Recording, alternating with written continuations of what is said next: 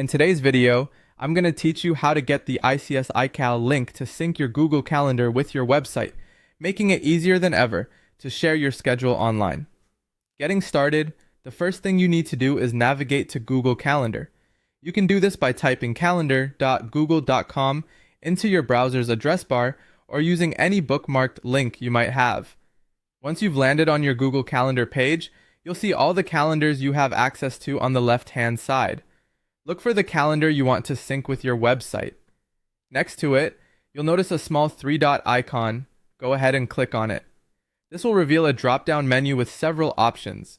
From here, you'll want to select Settings and Sharing. Clicking on this will take you to a new page where you can adjust various settings for your selected calendar. Now scroll down through these settings until you locate a section labeled Integrate Calendar.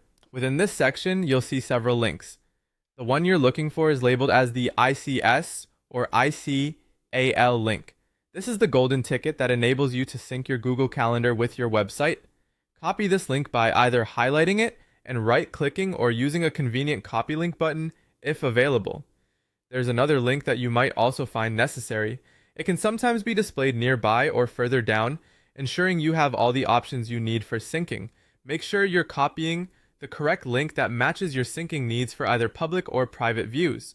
While you're still in these settings, there is an essential step to take, which involves privacy settings. Ensure that your calendar's visibility is set appropriately. You'll want to check an option called Make Available to Public, especially if you plan to share your calendar broadly on your website.